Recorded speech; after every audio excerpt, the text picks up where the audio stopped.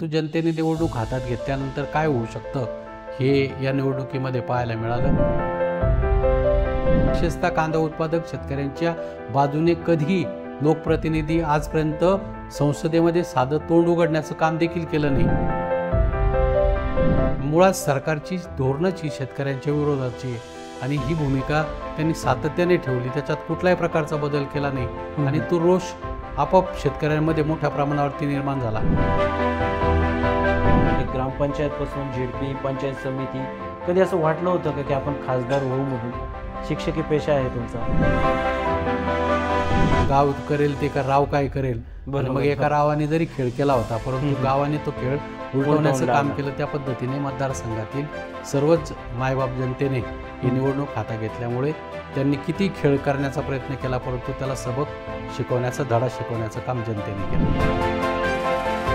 विरोधकांकडे पाहण्याची भूमिका फार बदललेली. म्हणजे त्यांचं काम होऊ द्यायचं नाही. कारण जुन्या काळामध्ये अशा प्रकारचं केलं जात नव्हतं परंतु खूप दुजाभाव केला जातो.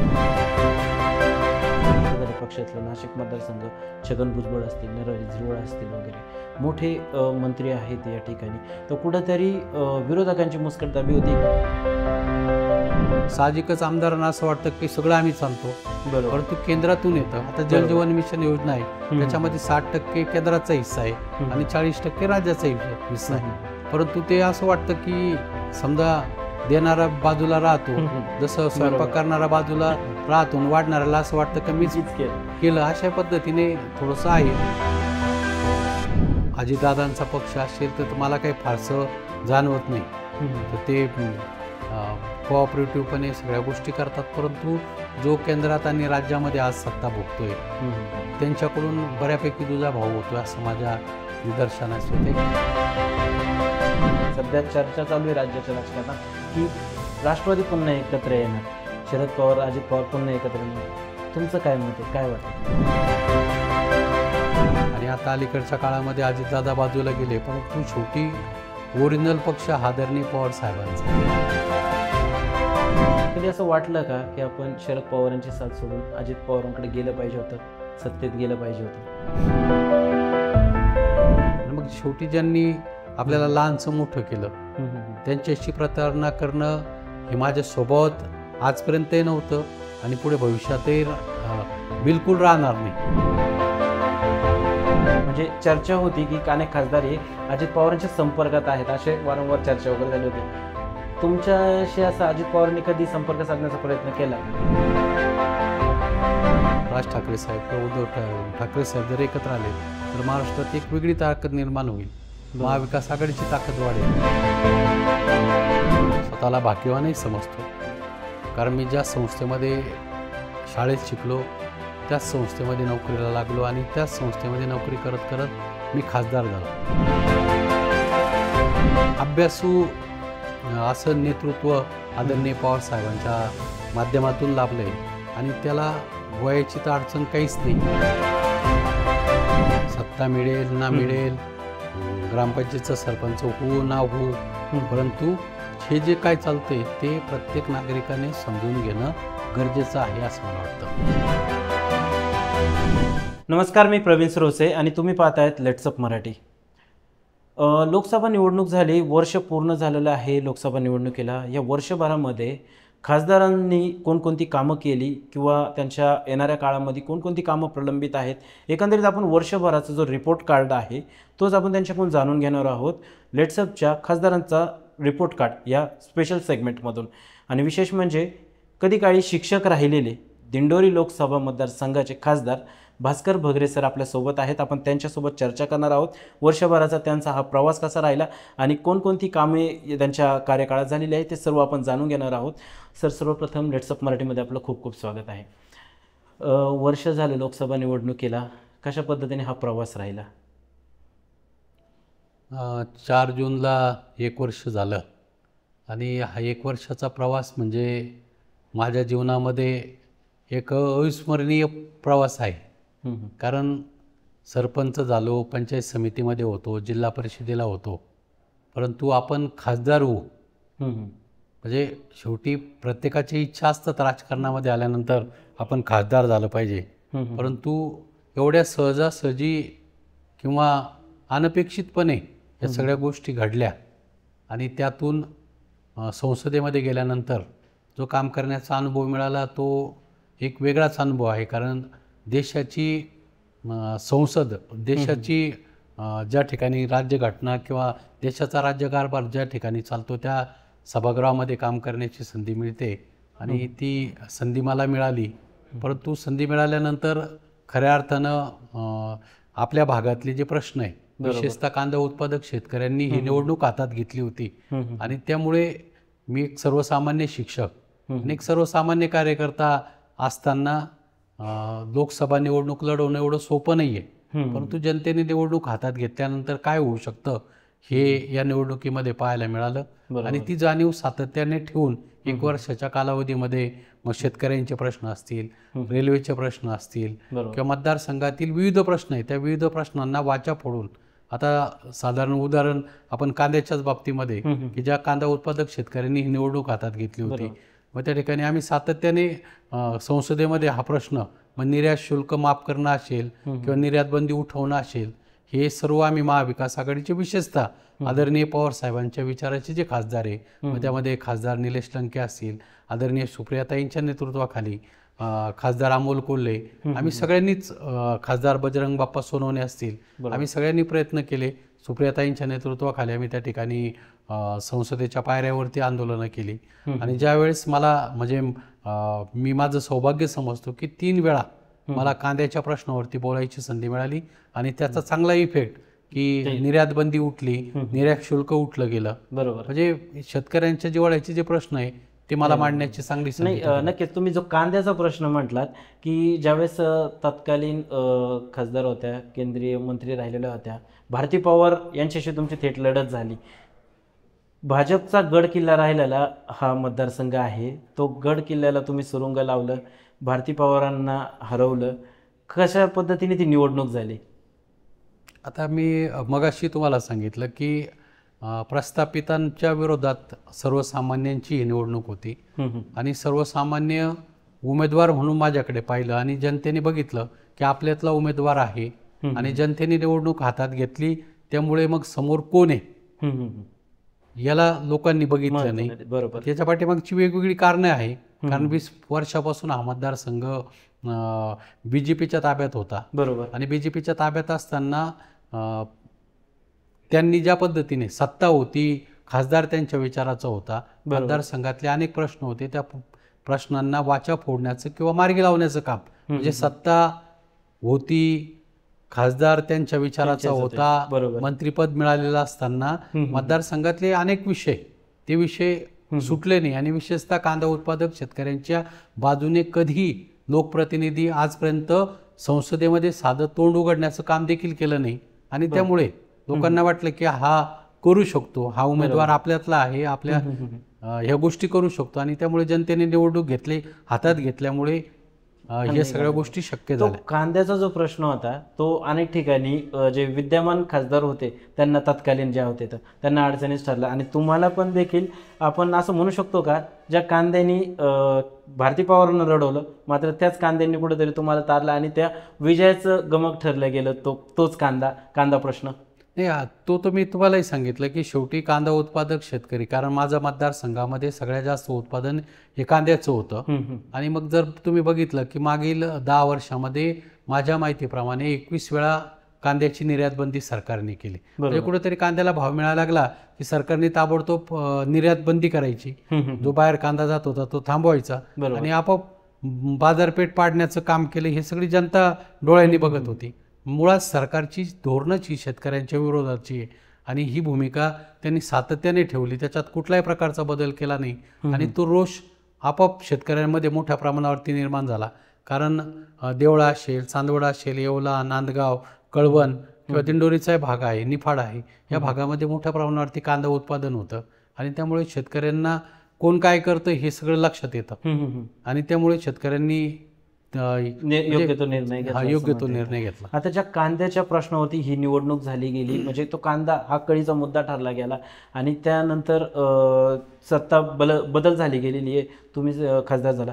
आज त्या कांद्याची परिस्थिती काय नेमकं, म्हणजे एकंदरीत जे प्रश्न महत्वाचा होता. हे बघा, लोकांनी आपल्यावरती विश्वास टाकला, त्या विश्वासाला सार्थ ठरवण्याचं काम आम्ही संसदेमध्ये, म्हणजे आजही मी माझी पाठ थोपाटून घेणार नाही, परंतु ज्यांनी विश्वास आपल्यावरती टाकला त्यांची बाजू मांडण्याचं काम ही आपली जबाबदारी आहे. बरोबर. आणि ती जबाबदारी आदरणीय सुप्रियाताईंच्या मार्गदर्शनाखाली आम्ही सगळे महाविकास आघाडीचे म्हणण्यापेक्षा आदरणीय पवार साहेबांच्या राष्ट्रवादी काँग्रेस पक्षाचे जेवढे खासदार आहे ते करतोय. आणि त्याचाच परिणाम की निर्यात बंदी उठली, निर्यात शुल्क हटवलं गेलं. आज ठीक आहे, पाठीमागच्या काळामध्ये तुम्ही जर बघितलं तर थोडं बऱ्यापैकी बाजारभाव कांद्याच्या बाबतीत होते. आता 1-1.5 महिन्यापूर्वी कांद्याचं उत्पादन वाढलं. बरोबर. परंतु उत्पादन वाढलं आणि कांद्याचा भाव कोसळला. परंतु त्याच्यातच अवकाळी पाऊस झाला मोठ्या प्रमाणावरती. बरोबर. आणि शेतामध्येच कांदा बऱ्यापैकी नष्ट झाला. आणि आज जर तुम्ही बघितलं तर साधारण 1700, 1800, 2000 रुपयाचा भाव शेतकऱ्यांना मिळतोय. शेतकरी नाही म्हटला तरी थोडासा समाधानी आहे. त्याच्यामध्ये शेतकऱ्याचं समाधान होत नाही, कारण कांदा 1 क्विंटल कांदा पिकवायचा तर त्याला कमीत कमी 1,500 रुपयाच्या जवळपास उत्पादन खर्च येतो.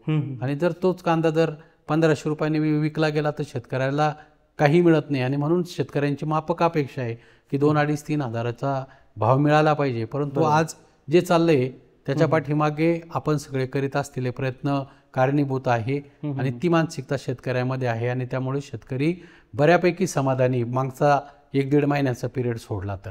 नक्कीच. ज्यांचा पराभव तुम्ही केला, भाजप हा मोठा पक्ष आहे, त्यांच्या त्या तत्कालीन खासदार होत्या.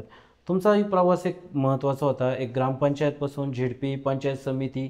कधी असं वाटलं होतं का की आपण खासदार होऊ म्हणून? शिक्षकी पेशा आहे तुमचा. मी मगाशी सांगितलं की राजकारणामध्ये जसं एखादा खेळाडू असतो आणि तो एखाद्या खेळामध्ये खेळत असताना त्याचं शेवटचं उद्दिष्ट हे ऑलिम्पिकचं असतं. तसं आपणही म्हणजे मी तसं, मला कुठलाही राजकीय वारसा नाही, पण पहिल्यापासून समाजकार्याची आवड होती. आणि म्हणून गावातील लोकांनी मला 2005ला बिनविरोध निवडून दिलं सरपंच पदाला. आणि मग सरपंच पदाचं काम करत असताना आमचे जे नेते आहे, मार्गदर्शक आहे, माझे गॉडफादर आहे श्रीरामजी शेटे साहेब, यांनी बघितलं की हा एक सुशिक्षित आदिवासी तरुण आहे, शिक्षक आहे आणि तो गावासाठी धडपडतोय, म्हणजे हा नक्कीच पंचायत समितीला चांगल्या पद्धतीचं काम करू शकतो. आणि म्हणून 2007मध्ये माझं गाव हे तालुक्यातलं सर्वात छोटं गाव आहे.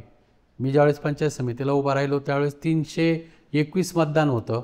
आणि आज मी लोकसभेला उभा राहिलो त्यावेळेस 441 मतदान आहे. म्हणजे फक्त 121 मतं किंवा 120 मतं साधारणपणे वाढली. आणि अशा गावात संधी दिली की फक्त माझं काम किंवा माझी प्रामाणिकपणा किंवा माझी निष्ठा, मी घेत असलेले कष्ट हे बघून पक्षश्रेष्ठींनी घेतली असेल. आणि हे सगळं करत असताना लोक म्हणायची, कारण मध्ये आपण बघितलं की पक्षामध्ये दुफळी झाली आणि दुफळी झाल्यानंतर आता आमदारकीचा उमेदवार कोण, तर त्यावेळेस लोक चर्चा करायची. परंतु मी सगळं त्यांना नम्रपणे सांगायचो की सगळी सोंग करता येतात, कारण निवडणूक म्हटली की खर्च करावा लागतो. बरोबर. आणि मग मी तर एक साधा शिक्षक, माझी आर्थिक कुवत नाही. परंतु लोक म्हणायचे की मागच्या उमेदवाराला शेवटी त्यांची परिस्थिती तशीच होती आणि त्यांनाही लोकांनी निवडून दिलं. आणि तुम्ही तर काम करता, जनतेमध्ये राहतात, तर जनता निवडणूक हातात घेईल. आणि त्यामुळे म्हणजे मी नम्रपणे नाकारायचो, परंतु शेवटी जनतेच्या मनात राहिलं तर काय होतं हे या निवडणुकीने दाखवून दिलंय. बरोबर. म्हणजे जरी स्वप्न बघत नव्हतो, परंतु अनपेक्षितपणे लोकांचं स्वप्न पूर्ण करण्याची संधी यामुळे. निवडणुकीच्या काळामध्ये आणखी एक उमेदवार होते, त्यांचंही आडनाव भगरेच होतं आणि कुठेतरी चिन्ह त्यांना ते ट्रम्पेट मिळालं होतं. कुठेतरी मनात धाकधूक होती का की त्यावेळेस आपल्याला ही निवडणूक जड जाऊ शकते किंवा समोरही उमेदवार त्याच पद्धतीने उभा केलाय? आता मी इकडे शिक्षक म्हणून काम करतो. माध्यमिकला पिंपळगाव बसवंत या ठिकाणी कैलासवासी माल जाधव कन्या विद्यालयामध्ये मी 1991 पासून, म्हणजे आज जवळजवळ 35 वर्ष झाले. आणि माझं हे शिक्षकी पेशामध्ये मी काम करत असल्यामुळे मला सगळेजण भगरे सर या नावाने ओळखतात. किंवा मी बोलतानाच किंवा फोनवरही बोलताना मी भगरे सर बोलतो अशा पद्धतीने. आणि पंचायत समितीला 10 वर्ष होतो, जिल्हा परिषदला होतो, तालुका अध्यक्ष होतो, या वेगवेगळ्या ठिकाणी काम करत असताना सगळे भगरे सरच म्हणतात. आणि मला आजही भगरे सर म्हणायला आवडतं.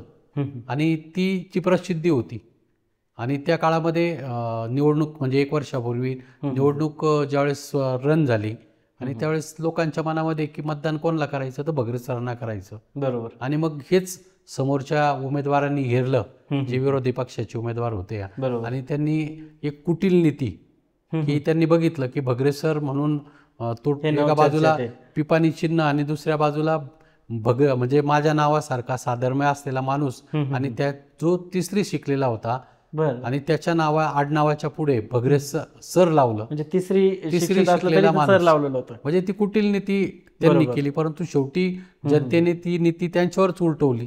शेवटी त्यांनी जरी डाव खेळण्याचा प्रयत्न केला होता, परंतु आपण म्हणतो ना, गाव करेल ते का राव काय करेल. मग एका रावाने जरी खेळ केला होता, परंतु गावाने तो खेळ उलटवण्याचं काम केलं. त्या पद्धतीने मतदारसंघातील सर्वच मायबाप जनतेने ही निवडणूक हातात घेतल्यामुळे त्यांनी किती खेळ करण्याचा प्रयत्न केला, परंतु त्याला सबक शिकवण्याचा, धडा शिकवण्याचं काम जनतेने केलं.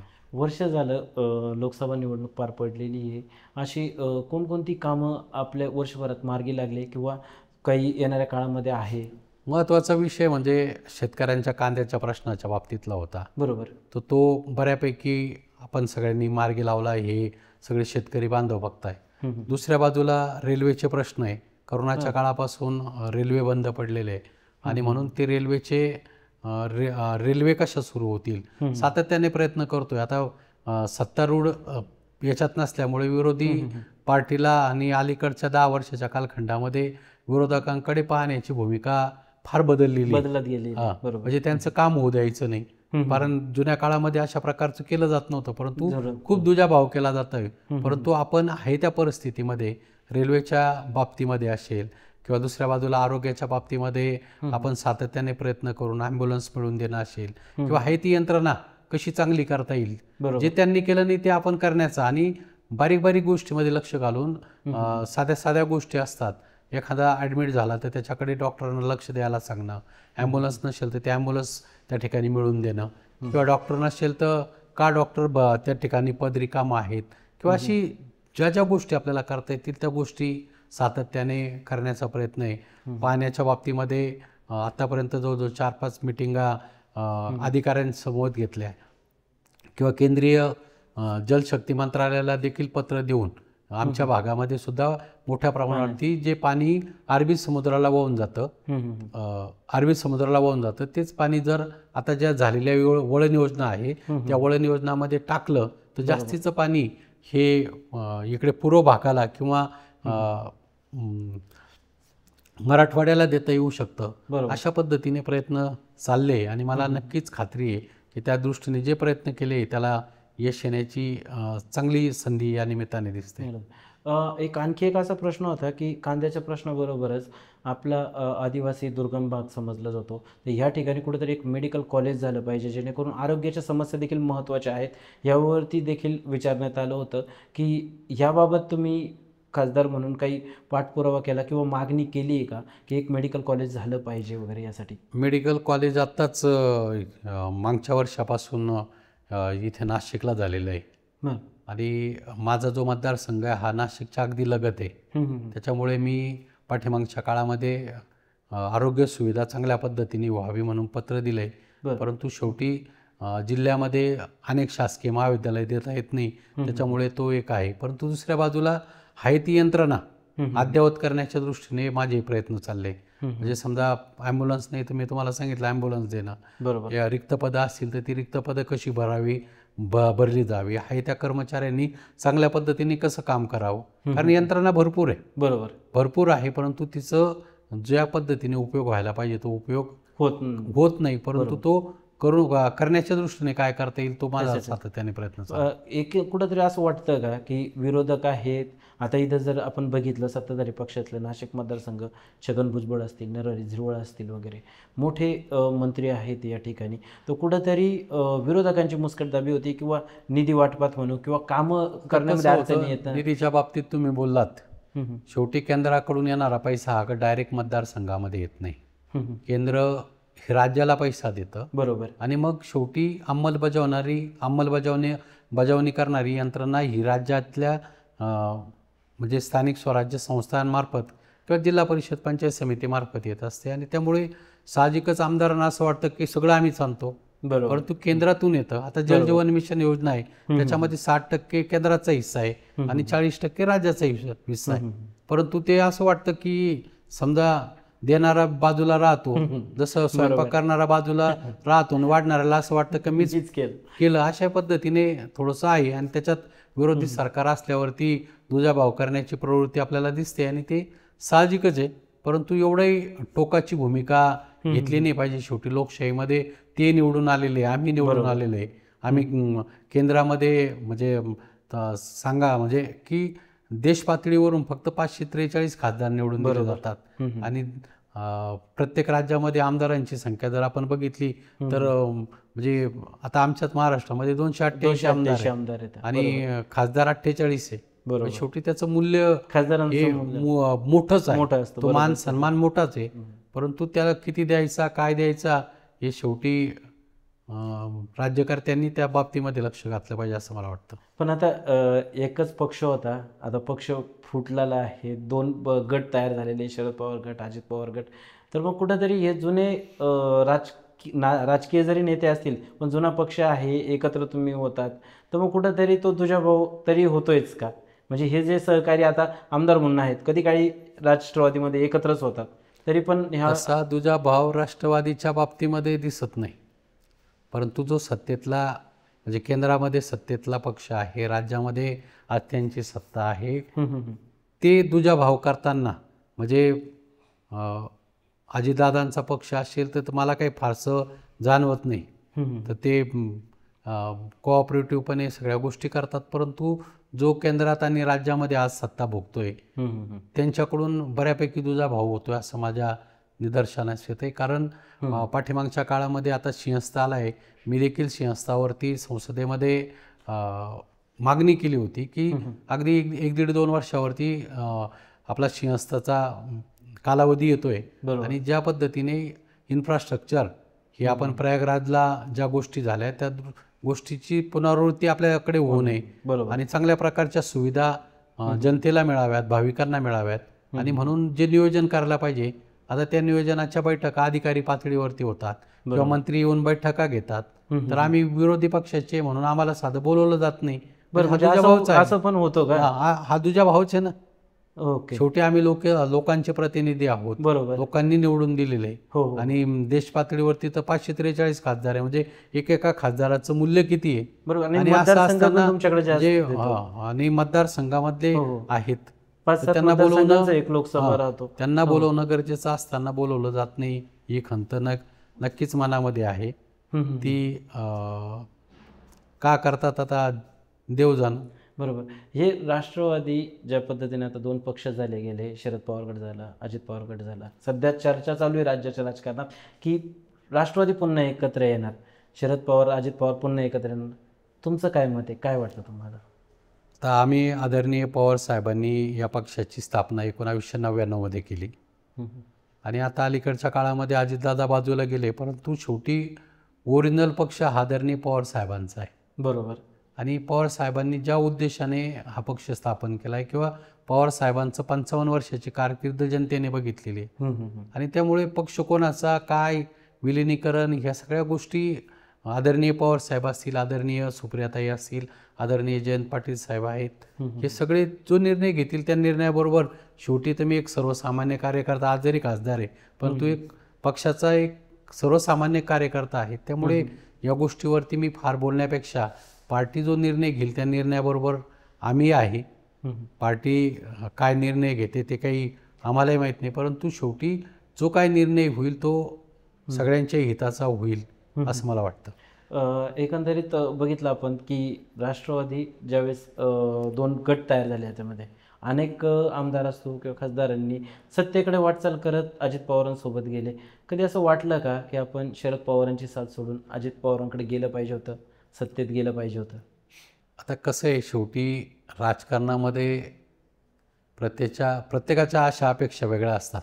बरोबर. मी सुरुवातीपासून तुम्हालाही सांगितलं की माझे जे गॉडफादर आहे श्रीराम शेटे साहेब हे आदरणीय पवार साहेबांना दैवत मानतात, त्यांचे अगदी खंदे कार्यकर्ते आणि ते त्यांच्या नेतृत्वाखाली काम करत असताना शेवटी मी एक सर्वसामान्य कार्यकर्ता असताना मला उमेदवारी दिली, हीच माझ्या दृष्टीने खूप भाग्याची गोष्ट आहे. आणि मग शेवटी ज्यांनी आपल्याला लहानचं मोठं केलं त्यांच्याशी प्रतारणा करणं हे माझ्या स्वभावात आजपर्यंतही नव्हतं आणि पुढे भविष्यातही बिलकुल राहणार नाही. आणि त्यामुळे कोण काय करतं त्याच्यापेक्षा आपल्याला काय करायचं आहे हे मला समजतं. सत्ता येतात जातात, शेवटी कोणाच्या पाठीमागे धावायचं हे मला चांगल्या पद्धतीने समजतं. आणि म्हणून प्रामाणिकपणे काम आजपर्यंत केलं आहे, त्याच पद्धतीने प्रामाणिक काम पुढच्या काळामध्ये करायचं आहे. त्यामुळे सत्ता अमकं तमकं याच्यापेक्षा आता याच्यामध्ये एक असं होतं की विरोधक असले की निधी अडचणी येणं किंवा प्रश्न मार्गी लागण्यामध्ये अडचणी येणं, अनेक खासदारही सत्ताधारी गटाकडे जाण्याच्या म्हणजे चर्चा होती की अनेक खासदार हे अजित पवारांच्या संपर्कात आहेत, असे वारंवार चर्चा वगैरे झाले होते. तुमच्याशी असं अजित पवारांनी कधी संपर्क साधण्याचा प्रयत्न केला का? नाही, तसे बाकीची मंडळी प्रयत्न करत होती, पण त्यांना आम्ही नम्रपणे सांगितलं की आम्ही ज्या पक्षाच्या तिकिटावर निवडून आलो आहे त्या पक्षाबरोबर आम्ही प्रामाणिकपणे राहणार. पक्षाने सांगितलं उद्या अमक्याबरोबर जायचं तर आम्ही त्यांच्याबरोबर जाऊ. म्हणजे तुम्हाला तसे कॉल आले होते की सत्तेत येण्यासाठी? कॉल आले होते, म्हणजे ते बाहेरून ज्यांचा काही संबंध नाही अशी मंडळी आम्हाला येऊन कुठंतरी त्यांना तिकडे स्थान निर्माण करायचं असेल, कमी खासदारला आणतो, आमका आणतो, तमका आणतो, त्यांना आम्ही सरळ सांगितलं की या गोष्टीमध्ये आम्ही पडणार नाही. आम्ही शेवटी ज्यांनी आपल्याला मोठं केलं त्यांचे ऋण अशा पद्धतीने आपण जर त्यांच्याशी प्रतारणा करत असेल तर ते म्हणजे आपल्यालाही सहन होणार नाही आणि जनतासुद्धा सहन करणार नाही. कारण ज्यावेळेस प्रचाराच्या काळात फिरायचो त्यावेळेस लोक म्हणायची की ज्या लोकांनी पाठीमागच्या काळामध्ये चुका केल्या तर तुम्ही करू नका, ही लोक सांगायची. आणि शेवटी तर मी प्रामाणिक कार्यकर्ता आहे त्याची जाणीव मला आहे, त्याच्यामुळे मनातही विचार शेवटी खासदारकी गेली तरी चालेल परंतु चुकीची गोष्ट करणार नाही. एकंदरीत आपण बघितलं लोकसभा निवडणुकीला ज्या पद्धतीने महाविकास आघाडीचं एक वातावरण होतं, चांगल्या प्रकारे त्यांनी वेगवेगळ्या ठिकाणी यश मिळवलं, महाविकास आघाडीला चांगल्या प्रकारे यश मिळालं लोकसभा निवडणुकीत. पण विधानसभेला अशी कोणती गणितं चुकले गेली की महायुतीने चांगल्या प्रकारे काबीज केलं पूर्ण राज्य आणि महाविकास आघाडीला पराभवाला सामोरं जावं लागलं? 10 वर्षाचा केंद्रामधला कारभार लोकांनी बघितला होता आणि शेवटी त्याला कुठेतरी अंत असतो. आणि आपल्याकडे तो लोकशाही आणि लोकशाहीमध्ये जनता ही ज्याचा कारभार पसंत करते त्याला निवडून देते, बरोबर. ज्याचा कारभार नापसंत असतो त्याला निवडणुकीमध्ये पराभूत करून दुसऱ्याला संधी देते, बरोबर. आणि तो रोष जनतेच्या मनामध्ये होता, विशेषतः महाराष्ट्रामध्ये तो खदखदत होता. आणि तो लोकसभेच्या निवडणुकीमध्ये आपल्याला मतदानाच्या रूपाने किंवा माझ्यासारखे अनेक कार्यकर्ते त्या ठिकाणी महाविकास आघाडीचे निवडून गेले. परंतु लोकसभेच्या निवडणुका झाल्यानंतर हा जो सत्तारूढ पक्ष आजही सत्तेवर आहे त्यांनी बघितलं की आता निवडणुका आपल्या हातातून जाऊ राहिल्या, बरोबर. मग त्यांनी काय केलं, आता आपणही बघतोय लाडकी बहीण सारखी योजना आणली, आपलेच पैसे आपल्याच स्त्रियांना देण्याचं काम, आपल्या भगिनींना देण्याचं काम केलं आणि शेवटी त्याचा इफेक्ट होतो ना. अशा अनेक गोष्टी, शेतकऱ्यांना वीज मिल माफी केली, म्हणजे सरकारच्या तिजोरीतले पैसे हे निवडणुकीच्या अगोदर खर्च करण्याचं काम केलं आणि त्या पैशातून निवडणूक जिंकले. त्याच्यामध्ये अनेक प्रकारची षडयंत्र त्यांनी रचली आणि त्याच्यात ते यशस्वी झाले. परंतु तुम्ही जर मताची टक्केवारी जर बघितली तर त्यावेळेस लक्षात येईल की बहुमत किंवा लोकांची चाचणी कोणत्या बाजूनी, म्हणजे महाविकास आघाडीच्या बाजूनी की महायुतीच्या बाजूनी. ठीक आहे, आज जागा जास्त झाल्या परंतु त्या जागा कशा पद्धतीने आल्या हे सर्वसामान्य मतदार सांगतो. त्यामुळे आजही महाविकास आघाडीला मानणारा मोठा वर्ग आहे, बरोबर. आता लवकरच जिल्हा परिषद पंचायत समिती शेवटी ग्राउंड लेवलला जर आज बघितलं तर काँग्रेस, राष्ट्रवादी, शिवसेना हे पक्ष मजबूत आहेत. पण कुठंतरी लोकसभा निवडणुकीनंतर विधानसभा निवडणुका ज्या झाल्या त्यानंतर विधानसभा निवडणुकीच्या निकालानंतर शरद पवारांची ताकद किंवा त्यांची क्रेज कमी झाली असं चर्चा आहे, किंवा काय नेमकं कारण असू शकतात? आता मी लोकसभेच्या निमित्ताने दिल्लीमध्ये, आता मी पूर्वीच्या काळामध्ये पवार साहेबांकडे एकदाच भेटलो होतो, त्यावेळेस ते केंद्रीय कृषी मंत्री होते आणि त्यावेळेस लोकांचा प्रचंड ओघ साहेबांकडे होता. आणि आजही साहेब जरी सत्तेमध्ये नसले तरी दिल्लीला त्यांच्या जनपद या निवासस्थानी आजही साहेबांना वेगवेगळ्या राज्यातून लोक भेटायला येतात, बरोबर. म्हणजे सत्तेत नसताना भेटायला येतात, त्यांचा सल्ला घ्यायला येतात.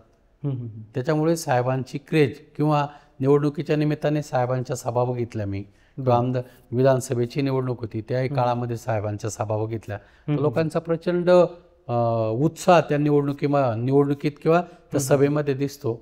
याच्या पाठीमागे साहेबांचं कार्यकर्तृत्व आहे आणि त्यामुळे जनता विसरलेली नाही. कारण साहेबांनी शेतकरी असेल, समाजातल्या सर्वच घटकांना, आज महिलांचं आरक्षणाच्या बाबतीमध्ये कोणी सुरुवात केली? पवार साहेबांनीच महाराष्ट्रामध्ये सुरुवात केली ना. बरोबर. किंवा आज संरक्षण दलामध्ये म्हणजे महिलांना 33% आरक्षण दिलं, नंतर 50% आरक्षण दिलं, किंवा संरक्षण दलामध्ये महिलांना घेतलं. म्हणजे महिलांच्या पाठीवरती खऱ्या अर्थानं महिलांचा पाठीराखे म्हणून किंवा समाजातल्या वेगवेगळ्या घटकांना प्रवाहामध्ये आणून त्यांचा विकास करण्याचं काम साहेबांनी त्यांच्या 4-5 वेळा ते मुख्यमंत्री म्हणून काम करत होते किंवा देशाचे नेते म्हणूनही काम करत असताना सातत्याने सर्वसामान्य लोकांचं भलं कसं होईल या दृष्टीने त्यांनी प्रयत्न केला. बरोबर. आपण बघितलं महाविकास आघाडीमध्ये सध्या अशी परिस्थिती झालेली आहे की ज्या पद्धतीने आता राष्ट्रवादी एकत्र येणार, शरद पवार गट, अजित पवार गट एकत्र येण्याची चर्चा चालू होते, तर दुसरीकडे कुठंतरी ठाकरे बंधू देखील एकत्र येत आहेत. म्हणजे कुठंतरी असं महाविकास आघाडीमध्ये देखील कुठंतरी धुसफूस आहे का, असं वाटतंय का की ठाकरे देखील वेगळ्या वाटेवर आहेत, ते दोघं एकत्र येतात स्थानिक स्वराज्य संस्थांची निवडणूक? कोणताही पक्ष म्हटलं तर त्याला प्रत्येकाचं प्रभुत्व निर्माण करायचं असतं आणि शिवसेनेतून फुटून राज ठाकरे बाहेर गेले, परंतु सगळी परिस्थिती सारखी राहत नाही, त्याच्यामध्ये चढ उतार येत असतात. आणि म्हणून शिवसेनेने उतारही बघितला, चढही बघितला आणि त्यामुळे सर्वसामान्य लोकांना असं वाटतं की राज ठाकरे साहेब किंवा उद्धव ठाकरे साहेब जर एकत्र आले तर एक चांगलं सक्षम नेतृत्व निर्माण होऊ शकतं आणि एक विरोधकांची मूठ चांगली तयार होऊ शकते. या दृष्टीने लोक म्हणत असतील की एकत्र आलं पाहिजे. असं तुमची वैयक्तिक भूमिका काय की ठाकरे बंधू एकत्र आले पाहिजे का? तरी येत असेल तर शेवटी महाराष्ट्राचं भलंच होईल ना. कारण अनेक वर्ष वंदनीय शिवसेना प्रमुख बाळासाहेब ठाकरेंच्या हाताखाली राज ठाकरे साहेब असतील किंवा उद्धव ठाकरे साहेब असतील यांनी काम केलं आहे. बरोबर. आणि मग ती एकत्र एकाच कुटुंबातले दोन घटक बाजूला जाणं हे कुटुंबाची ताकद कमी करणारं होतं, हे त्यांनी पाठीमागे अनुभवलं आहे. आणि त्यामुळे त्यांची ती चर्चा असेल की ठाकरे साहेबांचे म्हणजे राज ठाकरे साहेब किंवा उद्धव ठाकरे साहेब जर एकत्र आले तर महाराष्ट्रात एक वेगळी ताकद निर्माण होईल, महाविकास आघाडीची ताकद वाढेल. त्यामुळे असं होऊ शकतं असं मला वाटतं. आता आपण बघितलं तर अलीकडच्या काळात राजकारण खूप गलिच्छ पद्धतीने सुरू आहे किंवा राजकारणातली भाषेची पातळी खालवली जाते. तुम्ही शिक्षक होतात, एकंदरीत विद्यार्थ्यांना घडवण्याचं, देश घडवण्याचं कार्य, एक समाज कार्य तुम्ही केलेलं आहे. तर एकंदरीत हे ज्या पद्धतीने सध्या राजकारणाची दर्जा घसरत चालला आहे, तर कसं पाहत आहे हे नेत्यांकडं किंवा लोकप्रतिनिधींकडं? आता राजकारणामध्ये सगळ्याच प्रकारची लोक आहेत, परंतु शेवटी जरी एका बाजूला गुन्हेगारीकरण असेल किंवा त्याच्यामध्ये राजकारण चुकीच्या दिशेने चाललं आहे. आता अलीकडे 10 वर्षामध्ये आपण बघतोय की कशा पद्धतीने लोकांना हॅमरिंग केलं जात आहे किंवा वेगवेगळ्या प्रकारच्या कारवाया केल्या जात आहे. म्हणजे लोकशाहीचा हा कुठेतरी अंत केला जातोय असं वाटतंय.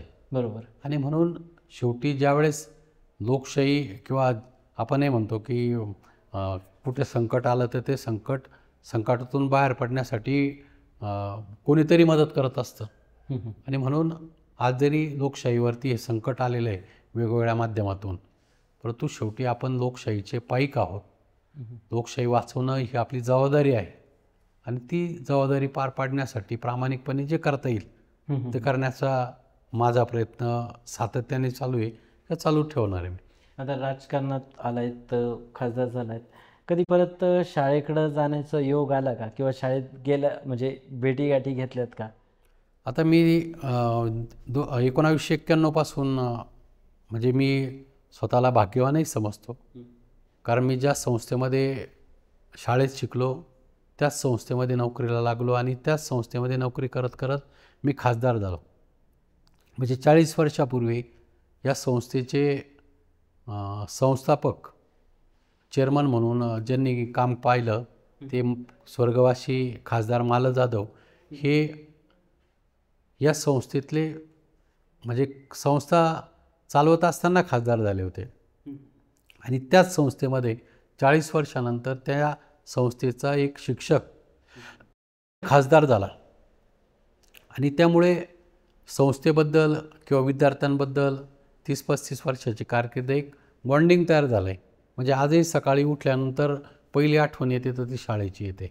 कारण एवढं माझं ते परिपाठ म्हणजे एवढं अंगवळणी पडलेलं होतं, दिनक्रम अंगवळणी पडला होता आणि त्यामुळे साहजिकच वाटतं. तरी मी 8-15 दिवसातून, आताही शाळेचा पहिला दिवस होता 16 जूनला आणि त्या दिवशी मी देखील जाऊन 10वीचा वर्गाचा तास मी घेतला किंवा पाठीमागच्या काळामध्ये म्हणजे जिथं जिथं मला संधी मिळेल त्या ठिकाणी मी वर्ग घेण्याचा प्रयत्न करतो. कारण शेवटी ते समाधान हे एक वेगळंच समाधान आहे. म्हणजे वेगवेगळी कामं जरी केली परंतु शिकवण्याचं काम, ज्ञानदानाचं काम हे पवित्र आहे आणि खरंच त्याच्यासारखं पवित्र काम दुसरं कोणतंच नाही असं मी मानतो. तुम्ही शिक्षक होतात, विद्यार्थी घडवले, तर राजकारणातले तुमचे गुरु कोण? मी मगाशीच सांगितलं की राजकारणामध्ये मी आदरणीय शेटेसाहेब हे पंचायत समितीमध्ये 17 वर्ष सभापती होते आणि 17 वर्ष सभापती असताना ते आमच्या गावावरून जायचे. त्यांचं राहणीमान अगदी साधं होतं किंवा त्यांनी कुठल्याही प्रकारचा बडेजाव केला नाही. त्यांची काम करण्याची पद्धत या सगळ्या गोष्टी इम्प्रेस करणाऱ्या होत्या आणि त्यामुळे हळूहळू आम्ही त्यांच्याकडे आकर्षित झालो आणि त्यांच्या नेतृत्वाखाली काम करण्याची संधी मिळाली. किंवा आजपर्यंतचा प्रवास हा मी तर सांगतो की राजकीय गुरु त्याचबरोबर एक वडिलांच्या भूमिकेतून त्यांनी आमच्याकडे सातत्याने पाहिलं आणि म्हणून मला इथपर्यंत येता आलं. ते खऱ्या अर्थाने माझे राजकीय गुरु असं मला वाटतं. गेली अनेक वर्ष तुम्ही शिक्षकी पेशात होता, शिक्षक म्हणून तुम्ही विद्यार्थ्यांना घडवलं. मात्र आज आता लोकसेवेच्या शाळेमध्ये तुम्ही विद्यार्थी म्हणून आहात, तर त्या ठिकाणी कोणाकडून तुम्ही धडे घेणार? आता लोकसभेमध्ये कामकाज चालत असताना आपण बघतोय की अलीकडे लोकसभा म्हणजे अगदी म्हणजे त्याची तुलना करता येऊ शकत नाही. मागचा कालावधी किंवा आत्ताचा कालावधी, त्यावेळेची संसद, आत्ताची संसद. परंतु हे सगळं चालत असताना आता शेवटी राजकारण आहे. राजकारण कोणत्या थराला जातं, काय जातं हे सगळे जनतेने 11 वर्षाच्या कालावधीमध्ये पाहिलेलं आहे. बरोबर. परंतु त्यातून आपल्याला कोणत्या गोष्टी चांगल्या घेता येतील.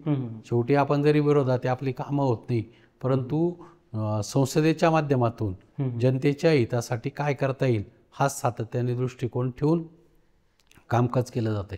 बरोबर. आता खासदारकी तुम्ही पहिलीच टर्म आहे वगैरे, तर अनेक जण खासदार जे नव्याने झाले पहिलीच टर्म आहे, तर शरद पवारांचं मार्गदर्शन मिळतं किंवा काय नेमकं शरद पवारांसोबत कधी भेटीगाठी होतात? आदरणीय पवार साहेब सातत्याने दिल्लीमध्ये असतात.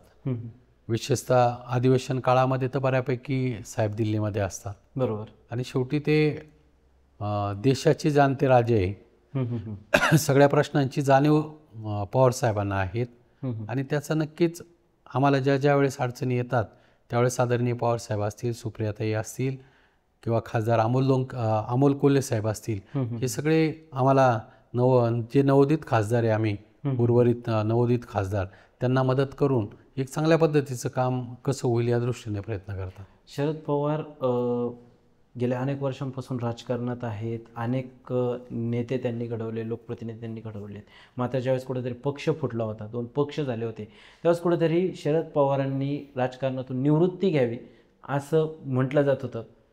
तुमचं काय मत आहे? पवारांनी आता राजकारणातून थांबलं पाहिजे, निवृत्ती घेतली पाहिजे? राजकारणामध्ये शेवटी तुम्ही किती दिवस काम करतात? पाठीमागे आपण बघितलं असेल गणपतराव देशमुख, मला वाटतं वर्ष 95 का काहीतरी झालं होतं आणि सातत्याने महाराष्ट्रामध्ये सगळ्यात जास्त आमदार म्हणून निवडणूक येण्याचा जर विक्रम कोणी केला असेल तर तो स्वर्गवासी गणपतराव देशमुख यांनी केला. बरोबर. आणि म्हणजे ते तर 90-95व्या वर्षी देखील कार्यरत राहून आमदार म्हणून काम करत होते. आणि तसंच बघितलं तर महाराष्ट्रामध्ये पवार साहेबांसारखा अभ्यासू नेता स्वर्गीय यशवंतराव चव्हाणानंतर किंवा अनेक नेते झाले, परंतु साहेबांचं सगळ्या क्षेत्रामधला म्हणजे आजही वयाची 86 वर्ष पूर्ण होऊन 87व्या वर्षामध्ये त्यांनी माझ्या माहितीप्रमाणे पदार्पण केलं आहे. परंतु प्रत्येक गोष्टीचा बारीक बारीक अभ्यास साहेबांकडे असतो बरोबर. म्हणजे आपण एखादा प्रश्न विचारला तर त्याचं उत्तर आणि साहेबांनी दिलेलं उत्तर याच्यामध्ये मोठी तफावत आपल्याला आढळते. आणि म्हणून एक अभ्यासू असं नेतृत्व आदरणीय पवार साहेबांच्या माध्यमातून लाभलं आहे आणि त्याला वयाची तर अडचण काहीच नाही आहे. बरोबर. शेवटी जो काम करतो, जो जनतेच्या फायद्यासाठी किंवा महाराष्ट्रातील जनतेच्या, देशातील जनतेच्या फायद्यासाठी काम करतो आणि अशा व्यक्तीने रिटायर होण्याचा प्रश्नच येत नाही. बरं. पण कुठंतरी आता ज्यावेळेस वर्धापन दिन पार पडला त्यावेळेस जयंत पाटलांनी देखील राजीनाम्यावरती भाष्य केलं. रोहित पवार जे कर्जत जामखेडचे आमदार आहेत त्यांना कुठेतरी प्रदेशाध्यक्ष पद मिळालं पाहिजे असं म्हटलं जाते किंवा राजकीय चर्चा आहेत. कुठेतरी पक्षांतर्गतच धुसफूस आहे का? पक्षांतर्गत धुसफूस तशी काहीच नाही आहे. शेवटी जयंत पाटील साहेब हे अनेक वर्षापासून आदरणीय पवार साहेबांच्या नेतृत्वाखाली काम करतात आणि अलीकडे आपण बघतो की सगळ्यांचा होरा जुन्यांना बाजू करून किंवा जुन्यांच्या मार्गदर्शनाखाली नवोदितांना संधी दिली पाहिजे अशी आहे. आणि त्यामुळे जयंत पाटील साहेब हे एक मुरब्बी राजकारणी आहे. एक वेगळा राजकीय वारसा त्यांना लाभलेला आहे आणि त्यामुळे मी जवळजवळ 7 वर्षापासून ती सलगपणे जबाबदारी सांभाळत आहे. आणि त्यामुळे ही जबाबदारी कोणाला नवीन याला दिली, नेत्याला किंवा पदाधिकाऱ्यांना, तर ती जबाबदारी अजून जोरामध्ये ते पार पाडू शकतील अशी त्यांच्या मनामध्ये धारणा असेल. त्यामुळे त्यांनी राजीनामा देण्यापेक्षा त्यांच्या माध्यमातून खूप चांगल्या पद्धतीचं काम या भागामध्ये व्हावं असं मला वाटतं. कुठेतरी पण ज्यावेळेस सत्ताधारी मंडळी आहेत अनेक ठिकाणी आपण असं बघितलं की जे आमदार असो किंवा लोकप्रतिनिधी असो, खासदार असतो, जे पक्षांतर्गत जात आहे, पक्ष बदल करता येतं. कुठेतरी ईडीच्या कारवाया असो, केंद्रीय जे केंद्र मंडळाकडून जे त्यांनावर ते होणाऱ्या कारवाया वगैरे असतील, अशा पद्धतीने जातात. कुठेतरी जयंत पाटील देखील भाजपच्या वाटेवर आहेत असं बोललं जाते. त्यांच्यासोबत त्यांचे जे भाचे आहेत प्राजक्त तनपुरे ते देखील भाजपच्या वाटेवर. मी अनेक वर्षापासून राजकारणामध्ये आहे आणि अलीकडे 1 वर्षापासून जयंत पाटील साहेब असेल, आदरणीय पवार साहेब आहे, आदरणीय सुप्रियाताई यांच्याजवळ जाऊन काम करण्याची संधी मिळाली. आणि जयंत पाटील साहेब आज खऱ्या अर्थानं पवार साहेबांचं नेतृत्व मानून काम करत आहे. त्याच्यामुळे शेवटी काय होतं, विरोधी जी पार्टी आहे ही कोणत्या थराला निवडणुकींच्या माध्यमातून किंवा वेगवेगळ्या माध्यमातून जाते किंवा एखादा जर त्यांचं ऐकत नसेल तर त्याच्यावर कशा पद्धतीने ईडीची कारवाई लावली जाते हे आपण सगळ्यांनी बघितलं आहे. आणि त्यामुळे या सगळ्या गोष्टी घडत असतील असं मला वाटतं. पण कुठंतरी सक्षम विरोधक राहत नाही आहे. विरोधी पक्षातलं पक्ष संपवण्याच्या दृष्टीने पावलं चाललेत. पार्लमेंट असेल किंवा विधानसभा असेल, विधिमंडळ, याच्यामध्ये विरोधी पक्षाला फार मोठं स्थान आहे. बरोबर. परंतु हा जो सत्तारूढ पक्ष आहे याला विरोधी पक्षच ठेवायचा नाही. सत्तेसाठी ही मंडळी फार खालच्या थराला गेलेली. म्हणजे जर एखादा त्यांचं ऐकत नसेल तर लगेच त्याच्यावर ईडीची कारवाई केली जाते. बरोबर. देशाच्या इतिहासामध्ये कधीच वकिलांना किंवा म्हणजे सुप्रीम कोर्ट असेल, हायकोर्ट असेल, त्या कोर्टातील वकिलांनी, कर्मचाऱ्यांनी एकत्र येऊन सरकारच्या विरोधामध्ये किंवा त्या प्रशासनाच्या विरोधामध्ये आरडाओरडा करताय म्हणजे देश कुठे चालला आहे याची कल्पना त्या माध्यमातून येते आपल्याला. नक्कीच. आणखी एक सध्या एक आपण चर्चेतला मुद्दा असा एक होता, सध्या तुम्ही शिक्षक होतात, अनेक विद्यार्थी तुम्ही घडवलेले आहेत. विद्यार्थ्याचं जे भवितव्य आहे ते खरं तर शिक्षक ठरवतात आणि कशा पद्धतीने त्याला शिक्षे भेटली त्यानंतर विद्यार्थी करतो. मात्र आज एक मुद्दा असा चर्चेत आहे, भाषेचा वाद हा सातत्याने समोर येतो आहे. मराठी हिंदी सक्तीचं राज ठाकरेंनी त्या विरोधात आक्रमक पवित्रा घेतलं आहे. तुम्ही एक शिक्षक होता, तुम्हाला काय वाटतं की जे भाषेचं कितपत महत्त्व आहे किंवा याबाबत काय निर्णय घेतला पाहिजे? शेवटी आपली मातृभाषा ही उपजत भाषा, कारण आपण ज्या घरामध्ये वाढतो त्या घरातले प्रत्येक शब्द ते लहान बालक ऐकत असतं आणि त्यामुळे त्याला प्रत्येक गोष्टींची जाणीव ही लहानपणापासून होत असते. बरोबर. शेवटी आज आपण बोलतोय हे आपल्या मातृभाषेतून बोलतोय, ते जर हिंदी इंग्रजीमध्ये बोलायचा आपल्याला प्रयत्न करावा लागला असता, परंतु आज अतिशय उत्कृष्टपणे मी या सगळ्या गोष्टी सांगू शकतो. याला कारण फक्त मातृभाषा आहे. बरोबर. आणि म्हणून मातृभाषेमधून शिक्षण देणं ही काळाची गरज आहे. आज आपण बड्या बडे बडे जे मोठे मोठे देश आहे या देशामध्ये जर बघितलं, आपल्याकडे चीन हा देश आहे, रशिया आहे किंवा अजूनही वेगवेगळे देश आहे की त्या देशामध्ये त्यांच्या भाषेतूनच शिक्षण दिलं जातं, इंग्रजीला फारसं महत्त्व दिलं जात नाही. बरोबर. पण आता हे ज्या पद्धतीने आता भाषेवरून राजकारण होतंय, तुम्ही शिक्षक आहात, हे राजकारण म्हणजे शिक्षणाच्या मध्ये हे राजकारण आणलं जात आहे, तर त्या राजकारणाकडे कशा पद्धतीने बघताय? आता अलीकडे इतक्या दिवस शिक्षण क्षेत्रामध्ये राजकारण नव्हतं, परंतु अलीकडे आपण बघतोय की शेतीमध्ये सुद्धा हे शिक्षण या क्षेत्रामध्ये सुद्धा राजकारण आणून त्याला कसं हे करता येईल, गलिच्छ करता येईल या दृष्टीने आपण प्रयत्न होताना दिसत आहे. म्हणजे चुकीच्या गोष्टी आणून राजकारण करण्याचं काम केलं जातं आहे.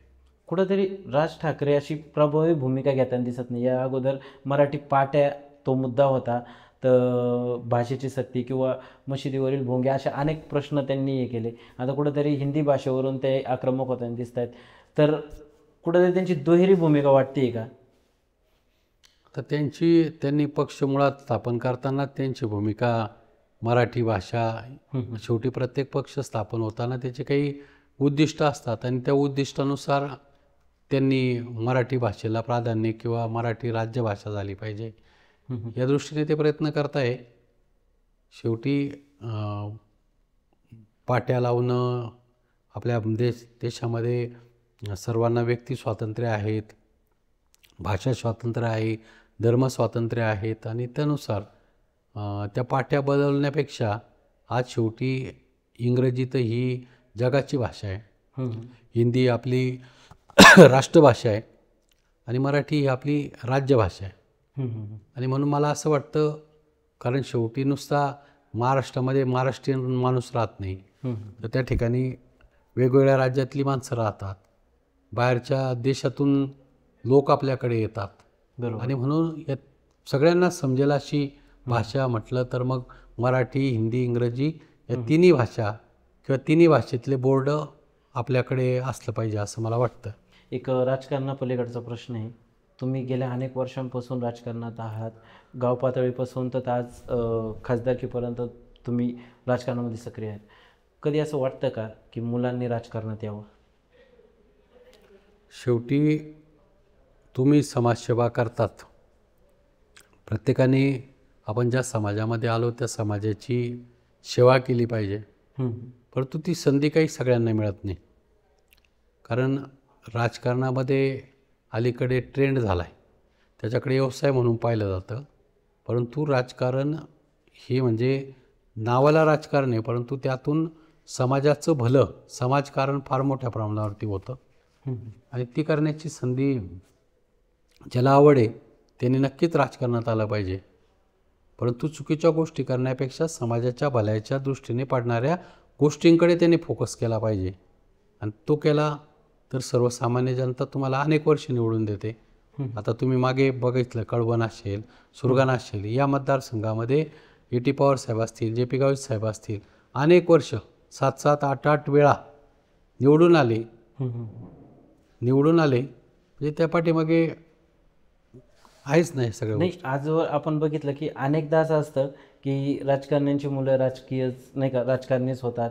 तर तुमचा एवढ्या वर्षाचा प्रवास बघितल्यानंतर कुठेतरी मुलांना असं वाटतं का की आपण हे राजकारणात आलं पाहिजे, हाच वारसा आपण पुढे घेऊन गेलं पाहिजे किंवा देश सेवेसाठी, जनतेच्या सेवेसाठी आपण या क्षेत्रात आलं पाहिजे? नाही, नक्कीच युवकांनी, तरुणांनी याच्यामध्ये उतरलं पाहिजे.